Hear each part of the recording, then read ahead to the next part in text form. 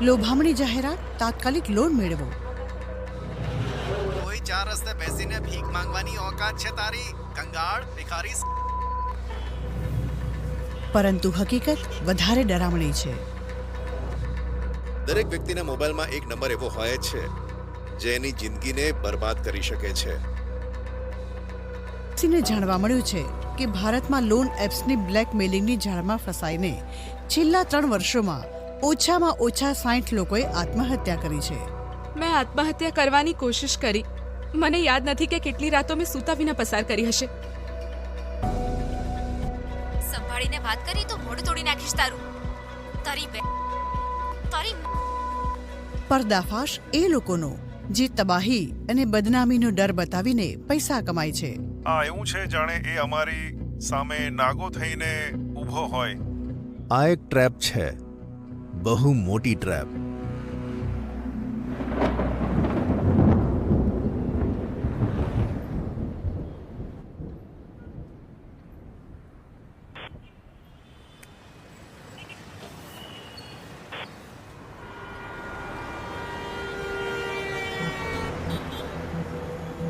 જાળ આવી રીતે પાથરવામાં આવે છે. તમારા પાસે મેસેજ આવે છે કે તમારી લોન તુરંત અપ્રૂવ કરી દેવામાં આવી છે. હવે તમારે માત્ર એક એપ ડાઉનલોડ કરવાની છે, નિયમ અને શરતોનો સ્વીકાર કરવાનો છે અને પૈસા તમારા. પરંતુ તમને એ ખબર નથી હોતી કે તમે જાળમાં ફસાઈ ગયા છો. એપે તમારી તમામ પર્સનલ જાણકારી મેળવી લીધી છે. તમારા ઓળખપત્ર, તમારા ફોટા અને વિડીયો, તમારા પરિવાર, મિત્રો, સહકર્મી તમામના નામ અને ફોન નંબર. એ પછી શરૂ થાય છે ઉઘરાણીનો ખેલ. મારું નામ પૂનમ અગ્રવાલ છે. હું એક ઇન્વેસ્ટિગેટિવ રિપોર્ટર છું. લોન એપ્સ દ્વારા ઉધાર લેનારા લોકોની કહાણીઓ મારા સુધી ગયા વર્ષથી પહોંચવાની શરૂ થઈ. મોટા ભાગના લોકો બદનામીના ડરથી વાત કરવા માંગતા નથી, પરંતુ ભૂમિ સિન્હાએ હિંમત કરીને મને તેમની કહાણી સંભળાવી. મને એક પેમેન્ટ મળવાનું હતું પણ મળ્યું નહીં. મારે તાત્કાલિક કેટલાક રૂપિયાનું પેમેન્ટ કરવાનું હતું. 5 મિનિટની અંદર તમારા અકાઉન્ટમાં પૈસા આવી જાય છે. પછી એક મહિલાએ મને ફોન કરીને કહ્યું કે જો તમે તાત્કાલિક પૈસા પરત ના કર્યા તો અમે તમારા કોન્ટેક્ટ્સને ફોન કરવાનું શરૂ કરી દઈશું. ભૂમિ એક એપથી બીજા એપમાં ફેરવતી રહી. એક પાસેથી લોન લેતી જેથી બીજાના પૈસા ચૂકવી શકાય. હંમેશા તેની પાસે દિવસમાં 30 થી 40 ફોન આવતા. કંઈ પણ કરીને તેમણે બધાની લોન ચૂકવી, પરંતુ આસાન લોન એપમાંથી તેમને સતત ફોન આવતા રહ્યા. હું ઓફિસમાં હતી. મારી સાથે કામ કરતા એક અકાઉન્ટન્ટે મને બોલાવી. મને કીધું, ભૂમિ જરા કેબિનમાં આવતો. તેમણે મને કહ્યું આ વોટ્સએપ પર આવ્યું છે. તેમણે જેવા જ મને ફોટોગ્રાફ્સ બતાવ્યા, હું એક સેકન્ડ માટે બ્લેકઆઉટ થઈ ગઈ. આસાન લોનના કોઈ વ્યક્તિએ એના મેસેજ મોકલ્યા હતા જેમાં મને આખી નિર્વસ્ત્ર દેખાડી હતી. મતલબ એ મોર્ફડ ફોટો હતા. આસાન લોનને ફોટોશોપ કરીને એક પોર્ન ફોટોમાં ભૂમિનો ચહેરો લગાવી દીધો અને તેના કોન્ટેક્ટ લિસ્ટમાં બધાને મોકલી દીધો. તેણે મારી દીકરીને કોલ કર્યો. મારી દીકરીને તેને ગાળો દીધી. તેને મારી નગ્ન તસવીરો મોકલી. જે લોકો મારા પિતાને ઓળખતા હતા તે બધા સુધી મારી તસવીરો મોકલવામાં આવી. મેં મરવાની કોશિશ જરૂર કરી, પરંતુ હિંમત ના થઈ, કારણ કે મારી દીકરી છે. હું જતી રહી તો મારી દીકરીનું શું થશે? મને ખુદને યાદ નથી મેં સૂતા વિના કેટલી રાતો પસાર કરી હશે.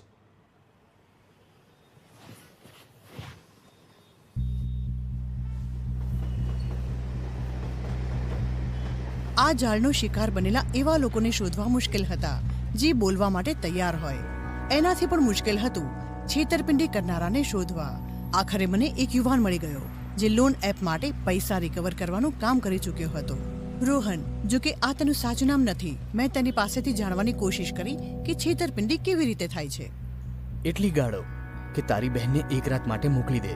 પૈસા નથી તો તારી બહેનને કોઠા પર વેચી દે.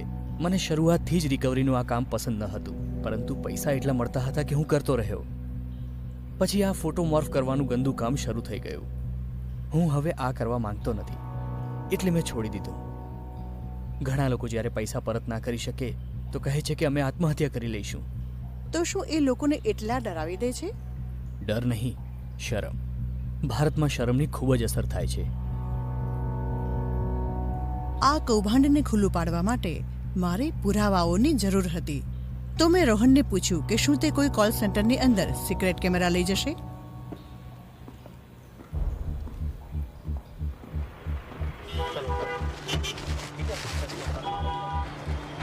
કેટલાક અઠવાડિયામાં રોહનને પે સેન્સ જેવી લોન એપ્સ કંપનીઓ માટે પૈસા વસૂલતી કંપની કોલફ્લેક્સ કોર્પોરેશનમાં નોકરી મળી ગઈ. મોટાભાગની વાતચીત શાલીનતાથી કરવામાં આવે છે, સર હું પેશન્સમાંથી બોલી રહી છું. તમે હજુ સુધી પેમેન્ટ કેમ નથી કર્યું? પરંતુ સમયસર પૈસા ન ચૂકવી શક્યા તો શરાફતનો નકાબ ઉતરી જાય છે. સંભાળીને વાત કર, મોઢું તોડી નાખીશ તારું. તારી રોહનના નવા સહકર્મી નિહાયત બેશર્મીથી કામ કરતા હતા. અમે લોકો તો એવી ગાળો આપીએ છીએ કે કોઈ વિચારી પણ ન શકે. સાંભળીને કાનમાંથી લોહી વહેવા લાગે. અમારા પ્રોફેશનમાં તો ભાઈ નવાઈ નથી. હા તે 52,000ની લોન લીધી છે. 52,000 વાર તારી માત્ર એક નંબર લઈને અમે નથી બેસી જતા. અમારી પાસે તારી બધી જાણકારી છે, બધું જ છે.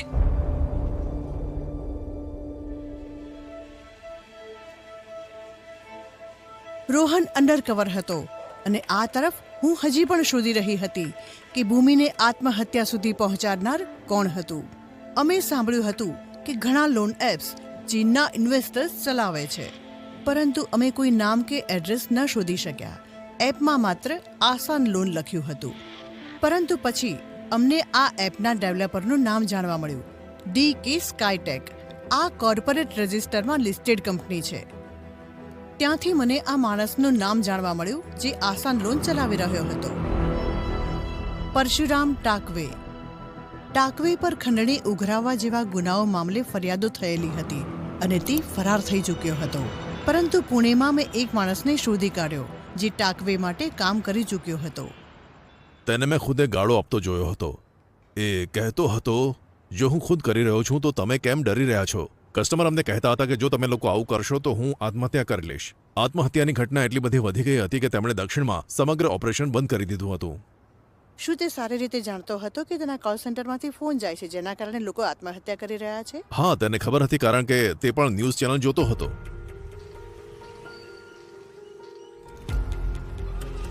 રોહન 3 અઠવાડિયાથી કોલ સેન્ટરની અંદર ફિલ્મિંગ કરી રહ્યો હતો. હેલો, શું તને ખબર પડી કે તેઓ કસ્ટમરના કોન્ટેક્ટ્સ કેવી રીતે મેળવે છે? તેઓ બધા કોન્ટેક્ટ મેળવી લે છે, પછી એજન્ટોને ગાળો આપવાનું કહેવામાં આવે છે.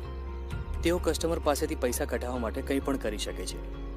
તો આ એજન્ટો બદમાશ હોય છે કે તેમને ઇન્સ્ટ્રક્શન ફોલો કરવાનું કહેવામાં આવે છે? જે મેનેજર હોય છે તેના ઇન્સ્ટ્રક્શન ફોલો કરે છે. તેમને પ્રોપર ટ્રેનિંગ આપવામાં આવે છે કે કેવી રીતે ગાળાગાળી કરવાની છે, કેવી રીતે હેરાન કરવાના છે, કેવી રીતે કોલ કરવાના છે. તો તેમને આ ઇન્સ્ટ્રક્શન કોણ આપે છે? મેનેજમેન્ટ. જેમ કે અહીં એક મેનેજર છે વિશાલ ચૌરસિયા, તે આપે છે ટ્રેનિંગ. તમે મળશો એને? રોહને તેમના એક મેનેજર સાથે મુલાકાત કરાવી. તે એક બીજા અંડરકવર રિપોર્ટર સાથે ગયો જે ઇન્વેસ્ટર બનીને ગયો હતો. તેમણે વિશાલ ચૌરસિયાને પૂછ્યું કે લોનની વસૂલી કરવાની અસલ રીત કઈ છે. જ્યારે કોઈ કસ્ટમર લોન લે છે તેના મોબાઈલની પૂરી કોન્ટેક્ટ લિસ્ટ કંપનીની પાસે આવી જાય છે. તેમાં મા, બાપ, ભાઈ, ભાભી, ભત્રીજી, બાબુ, સોના, બીબી બધાના નંબર હોય છે. જ્યારે કસ્ટમર બિલકુલ હદ પાર કરી દે ત્યારે તેના જાણકારોને ફોન કરવામાં આવે છે. તમારો મતલબ છે કે તેના માતા પિતા અથવા માને ફોન કરવામાં આવે છે, તેમને સંભળાવવામાં આવે છે. પેનિક. અચ્છા. કસ્ટમર પછી શરમથી પેમેન્ટ કરી દે છે. તેના કોન્ટેક્ટ લિસ્ટમાં ઓછામાં ઓછો એક નંબર એવો મળશે આપને જે તેની જિંદગી તબાહ કરી શકે છે. મેનેજરે આ કૌભાંડનો આખો નિચોડ સામે રાખી દીધો. કોલ સેન્ટર લોકોની જિંદગી તબાહ કરવાની ધમકી આપીને પૈસા વસૂલ કરે છે.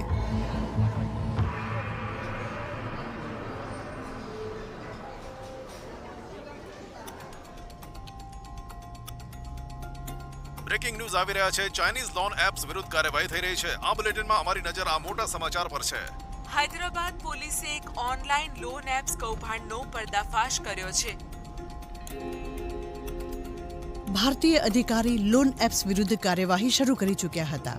એપ્રિલ 2022માં પરશુરામ ટાકવે અને તેની ચાઇનીઝ પત્ની વિરુદ્ધ પૈસાની ઉઘરાણી, ધમકી આપવી અને આત્મહત્યા માટે મજબૂર કરવાના આરોપો હેઠળ કેસ થયો. વર્ષ પૂરું થતા તેઓ ફરાર થઈ ગયા હતા.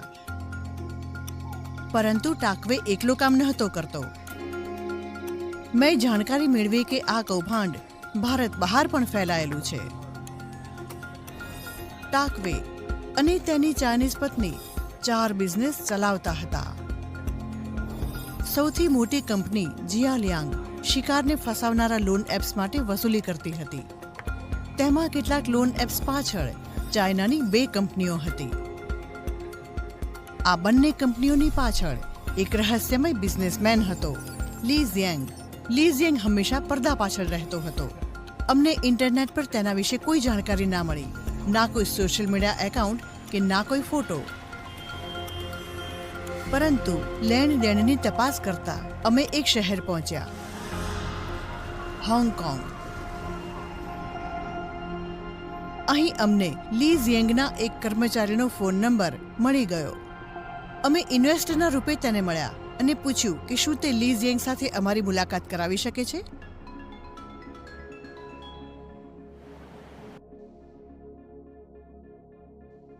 લી ઝિયેંગે તુરંત ભારતમાં તેની ફિનટેક કંપની અને લોન એપ બિઝનેસ વિશે અમને જાણકારી આપી દીધી. અમે ભારતમાં કામ કરી રહેલી 3 મોટી કંપનીઓમાંથી એક છીએ. જેવી રીતે અમે હાલ કામ કરી રહ્યા છીએ તે દુનિયાના નિયમ કાનૂનોના હિસાબથી નથી કરવામાં આવી રહ્યું. અમે નિશ્ચિત રીતે લોકલ ટેક્સ નથી આપતા અને વ્યાજના દર જે અમે આપીએ છીએ તે લોકલ કાયદાની વિરુદ્ધ છે. તે બાદ લી ઝિયેંગે સૌથી મહત્વપૂર્ણ વાત કબૂલ કરી. હોંગકોંગથી કંટ્રોલ થતી તેની કંપનીઓ પૈસા વસૂલ કરવા માટે ભારતીયોના કોન્ટેક્ટ્સ મેળવી લે છે. જો કોઈ પૈસા પરત ના કરે તો તેને અમે વોટ્સએપ સાથે જોડી દઈએ છીએ. ત્રીજા દિવસે અમે તેને ફોન કરીએ છીએ અને વોટ્સએપ દ્વારા મેસેજ મોકલીએ છીએ. ત્યાં સુધી કે તેના કોન્ટેક્ટ્સને પણ ફોન કરીએ છીએ. જો ચોથા દિવસે તેમની કોન્ટેક્ટ લિસ્ટના લોકો પૈસા પરત ના કરે તો પછી આગળ માટે અમારી પાસે પૂરી યોજના તૈયાર હોય છે. અમે તેના કોલ રેકોર્ડ સુધી પહોંચીએ છીએ અને ઘણી બધી જાણકારી મેળવીએ છીએ. આ એવું છે કે અમારી સામે નગ્ન ઊભો હોય. આખરે લી ઝિયેંગનો ચહેરો અમારી સામે હતો, સાથે જ પુરાવા કે તે સામાન્ય લોકોને પરેશાનીમાં નાખીને નફો કમાઈ રહ્યા છે. ટાકવે પૈસા વસૂલ કરવા માટે બળજબરી અને ડરાવી ધમકાવીને કામ કરતો હતો. નફાના કેટલાક ટકા આ માણસના એકાઉન્ટમાં જતા હતા.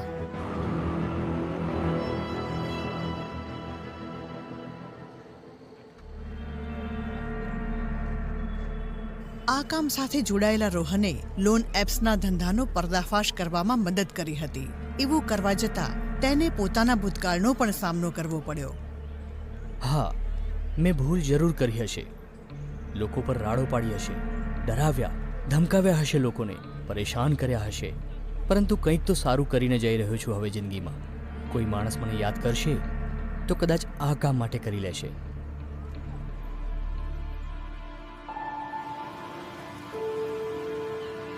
રોહન તો બહાર આવી ગયો, પરંતુ આ કૌભાંડ હજી પણ ચાલુ છે.